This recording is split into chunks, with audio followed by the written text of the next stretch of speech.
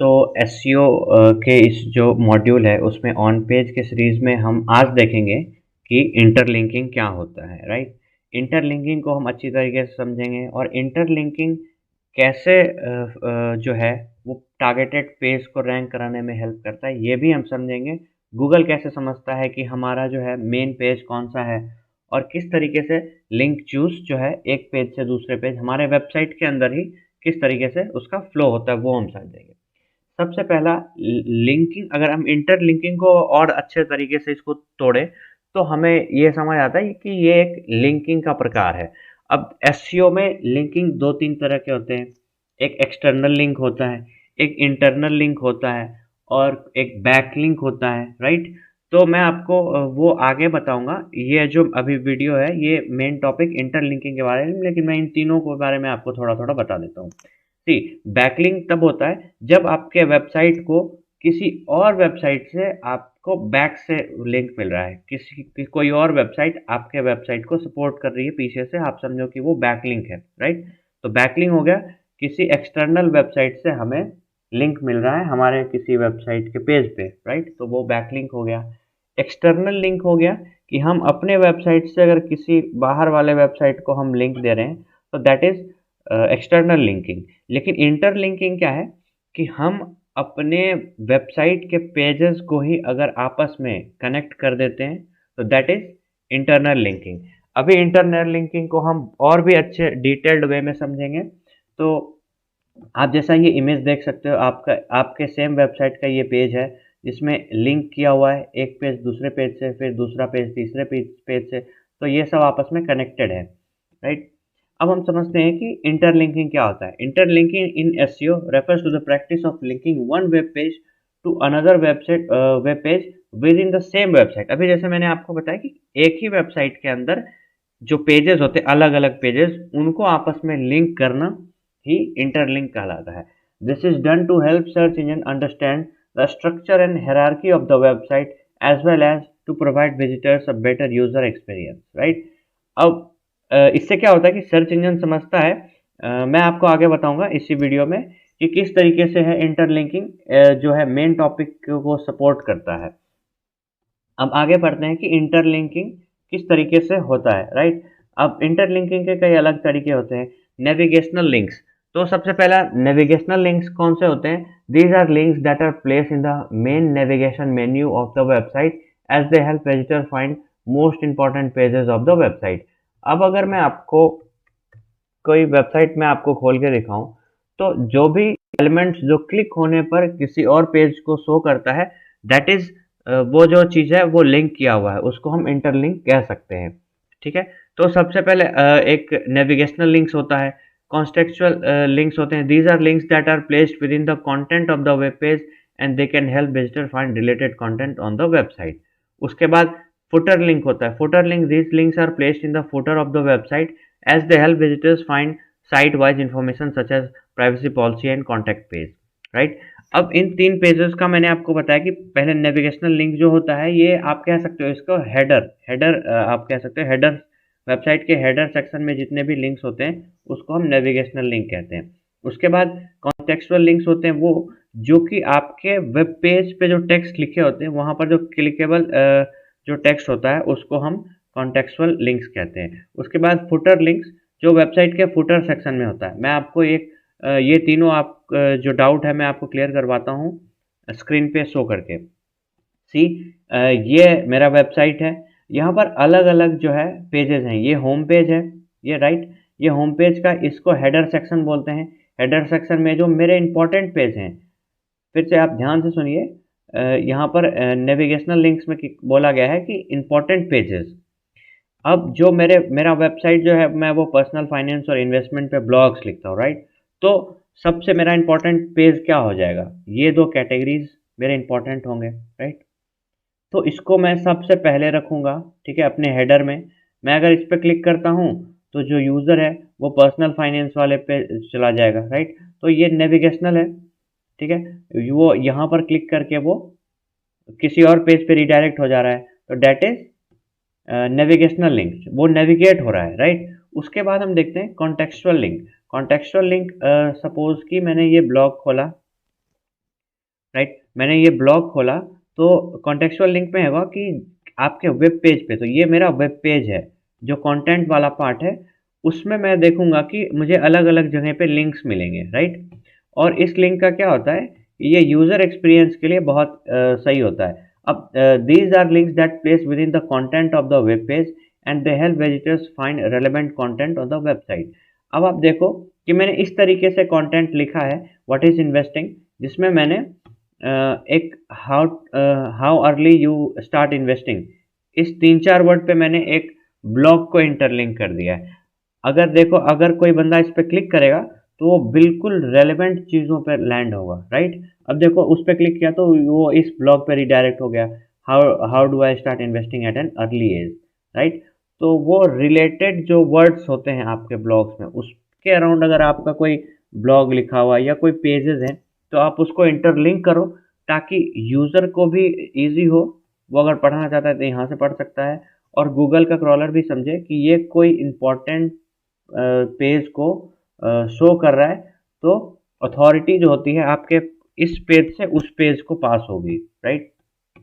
तो ये आपका कॉन्टेक्चुअल लिंक हो गया। उसके बाद है फुटर लिंक। फुटर लिंक होते हैं, सबसे पहले वेबसाइट का जो हेडर सेक्शन होता है वो ऊपर वाला होता है, फुटर सेक्शन ये वाले होते हैं। तो इसमें मैंने कई अलग अलग अपने ही वेबसाइट के home page, blog, news, about us, contact us, term conditions, privacy policy, right. तो इन सब चीज़ों को हम लिंक करके रखते हैं, राइट, ताकि जब भी कोई यूज़र आए, ये यूज़र के लिए भी अच्छा है। वो जब भी आप कोई वेबसाइट देखोगे तो ये privacy policy, contact us page, terms and condition, ये सारे फुटर में ही रहते हैं। आप उस पर क्लिक करोगे तो उस पर्टिकुलर वेबसाइट के प्राइवेसी पॉलिसी या कॉन्टैक्ट अस पेज, इन सब चीज़ों पे आप लैंड करोगे, राइट। अभी आप ये स्ट्रक्चर देखो कि मैं आपको एक स्ट्रक्चर आपको ड्रॉ करके भी समझाऊंगा कि किस तरीके से हम किसी पेज को सपोर्ट करते हैं इंटरलिंक के थ्रू। और लोग क्या करते हैं कि वो बस इररिलेवेंट लिंकिंग करके छोड़ देते हैं, वेबसाइट आपस में एक दूसरे से लिंक हो जाता है, लेकिन जो लिंक जूस है वो कैसे अच्छी तरीके से पास होगा वो मैं आपको बताऊंगा। अब देखो, ये देख सकते हो आप कि ये जो वेबसाइट, ये 3 ब्लॉग हैं, सपोज कि ये 3 ब्लॉग हैं, तीनों में को मैंने इससे लिंक कर रखा है, राइट। कुछ वर्ड होंगे जो इससे रिलेटेड होंगे, इस ब्लॉग में भी कुछ वर्ड इसमें होंगे जो इस ब्लॉग से रिलेटेड होंगे, तो उसको भी लिंक कर दिया। कुछ वर्ड इसमें होंगे, तो इस 3 वेब पेज से जो है अथॉरिटी पास हो रहा है इस वेब पेज पे, राइट। तो इस ये 3 वेब पेजेस जो हैं वो पिलर्स का काम करते हैं इस पेज के लिए। तो ये हो सकता है कि कोई इनका टारगेटेड पेज होगा, जहाँ पर या तो सपोज कि यहाँ पर 10 यूज़र आया इस पेज पे, 10 यूज़र आया इस पेज पे, 10 यूज़र आया इस पेज पे, और उसने लिंक पे क्लिक करके कुछ कुछ यूज़र्स भी जा रहे हैं। तो यूज़र भी, आप किस यूज़र को रीडायरेक्ट कर सकते हो, आप आपका अगर कुछ कन्वर्जन हो, आप चाह रहे हो कि आप तो आप यूज़र्स को भी वहाँ पर आप रिडायरेक्ट कर सकते हो, और गूगल के क्रॉलर को भी यह इंडिकेशन मिलता है कि इस तीनों पेज से इस पेज को सपोर्ट मिला है, means this page is more valuable, right. तो चांसेस रहते हैं कि इस इनके साथ साथ ये भी पेज रैंक करे, ठीक है। अब हम देखेंगे कि किस तरीके से हम इंटरलिंकिंग करते हैं वेबसाइट पे। See links of other pages within the same website, use descriptive link text, आप डिस्क्रिप्टिव लिंक टेक्स्ट का यूज़ करो, अवॉइड ब्रोकन लिंक्स। अब क्या होता है कई बार कि मैंने यहाँ पर जो लिंक किया हुआ है, right, how early you start investing, इस पे मैंने किसी ब्लॉग को लिंक किया हुआ है, लेकिन कल को अगर वो ब्लॉग मेरा मैं डिलीट कर देता हूँ तो वो इंटरलिंक यहाँ पर वैसे ही रह जाएगा। तो अगर कोई यूज़र वहाँ पर जाता है तो he will redirect to a 404 page, जो कि यूज़र के एक्सपीरियंस के लिए ठीक नहीं है और गूगल के क्रॉलर के लिए भी वो ठीक नहीं है, right. Avoid cross linking pages with the same anchor text. अब वही ये बात है कि एक दूसरे को आप क्रॉस लिंकिंग, इससे आप इसको भी लिंक कर रहे हो और इसको इससे इसको भी लिंक कर दे रहे हो, तो वहाँ पर जो है गूगल का क्रॉलर समझ नहीं पाता है कि कौन सा ज़्यादा किस पेज को किस पेज से सपोर्ट मिल रहा है, right. So interlinking is important in SEO because it helps search engine understand the structure of the website and how pages are related to each other. अब मैं आपको एक थोड़ा सा एग्जांपल आपको प्रैक्टिकली करके बताता हूँ कि किस तरीके से इंटरलिंकिंग जो है वेबसाइट में जो लिंक जूस होता है, लिंक जूस बोलते हैं, अथॉरिटी एक पेज से दूसरे पेज को पास होती है, उसको हम लिंक जूस बोलते हैं। वो किस तरीके से इंटरलिंकिंग से पॉसिबल हो सकता है। अब आप देखो कि स्क्रीन पे मैं आपको दिखा रहा हूँ, सपोज़ कि मेरा एक ये प्रोडक्ट पेज है, राइट? मेरा एक ये प्रोडक्ट पेज है, जिस पे मैं कुछ प्रोडक्ट्स सेल करता हूँ। मैंने लिस्ट कर रखा है और मैं उस प्रोडक्ट को इस पेज के थ्रू मैं सेल करना चाहता हूँ, राइट? अब मैं क्या करूँगा, अ, जब भी होगा इस पेज का कोई कीवर्ड होगा, इस पेज का जो कीवर्ड होगा, मैं एक टारगेटेड कीवर्ड होगा जिसको मैंने इस पेज के यूआरएल में, हेडर टैग्स में और सब कुछ में मैं ऐड करते रहूँगा, ताकि गूगल का जो क्रॉलर है वो समझेगा कि ये पेज जो है इस पर्टिकुलर कीवर्ड के अराउंड है, राइट?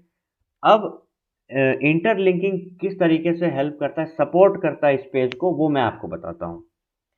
अब मेरा जैसे ये प्रोडक्ट पेज है, मैं गिफ्ट हैम्पर सेल कर रहा हूँ, ठीक है? और गिफ्ट हैम्पर्स के अलग-अलग जो हैं टाइम आते हैं, जैसे कि कॉर्पोरेट गिफ्ट हो गया, दिवाली गिफ्ट हो गया, राइट? फेस्टिवल गिफ्ट हो गया, ठीक है? रक्षाबंधन है, उस पे गिफ्ट हो गया। तो अब मैं क्या करूँगा, मैंने हर एक कैटेगरी के गिफ्ट जो हैं इस पेज पे लिंक कर रखे हैं। अब मैं क्या करूँगा कि अपने ब्लॉग्स में, ये कैटेगरी पेज है, प्रोडक्ट पेज है, ब्लॉग पेज नहीं है।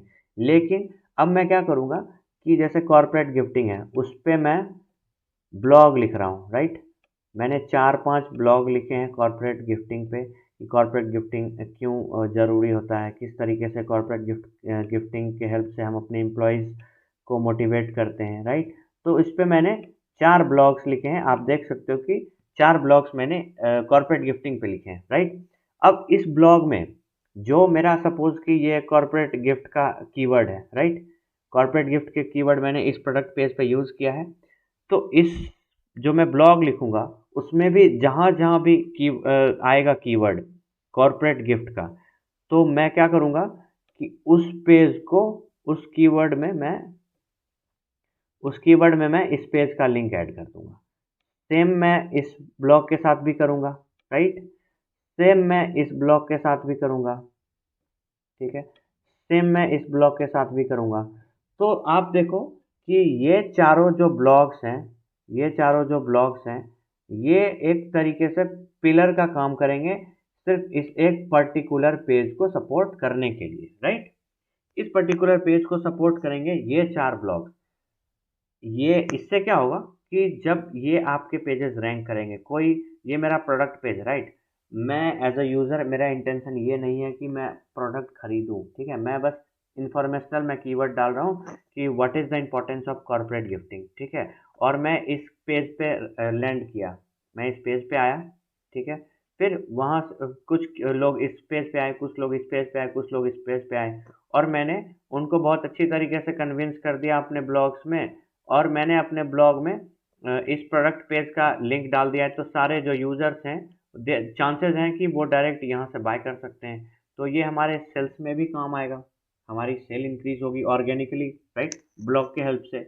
और क्या होगा, गूगल का जब क्रॉलर आएगा, राइट, तो वो, आप जब भी कोई लिंक लगाते हो किसी वर्ड पे, तो एक हरफ करके बनता है टैग, राइट? उसके बाद वो जब कोड पढ़ेगा, तो इंटरलिंक का जो एक कोड अलग से बनता है, वो कोड पढ़ के समझेगा कि ये इस पेज को रिडायरेक्ट कर रहा है, ये ब्लॉग भी इस पेज को रिडायरेक्ट कर रहा है, ये ब्लॉग भी इस पेज को रिडायरेक्ट कर रहा है, राइट? तो वहां से क्या होगा कि अपने ही वेबसाइट में से अथॉरिटी एक पेज से दूसरे पेज को पास होगा, तो इसका जो है अथॉरिटी इंक्रीज होगा, और चांसेस रहते हैं कि ये सब जब रैंक करेंगे तो उनके साथ साथ ये भी रैंक करें, राइट? ये चीज़ आप अपने सर्च कंसोल जो होता है गूगल का, उसमें भी आप चेक कर सकते हो, सर्च कंसोल में, कि किस पर्टिकुलर पेज को कितने इंटरलिंक मिले हुए हैं वेबसाइट से, राइट? लोग एसईओ पे जब काम करते हैं तो इसको अच्छी तरीके से नहीं समझते हैं, इसलिए वो क्या करते हैं कि मैं जब ब्लॉग लिख रहा हूँ, तो मैं क्या करूँगा कि सपोज़ कि मैंने 4 ब्लॉग लिखे, राइट? उनका कोई एम नहीं होता इंटरलिंकिंग के नाम पे, वो क्या करेंगे कि एक ब्लॉग से दूसरे ब्लॉग को इंटरलिंक करेंगे, राइट?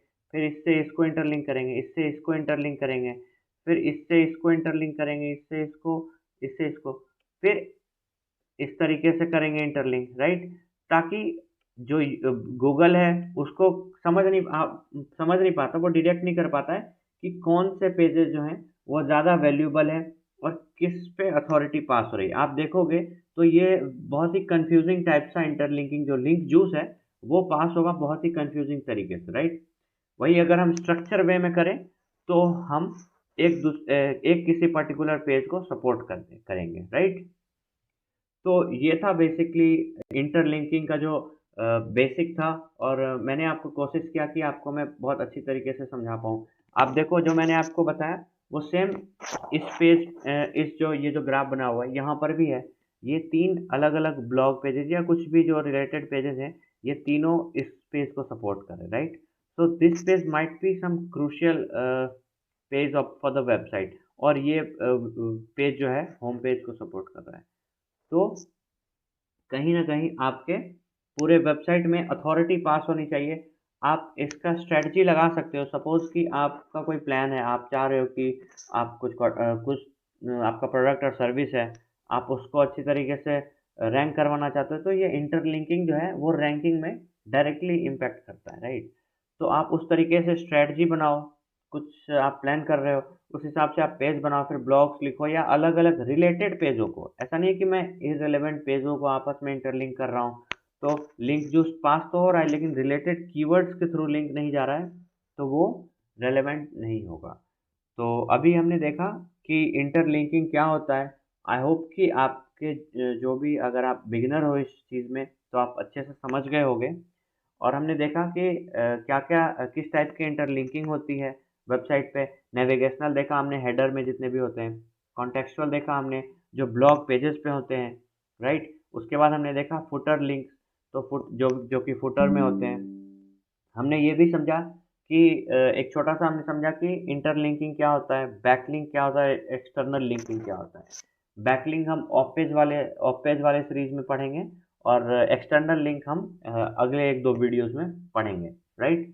तो अभी के लिए इतना ही था। Thanks for watching.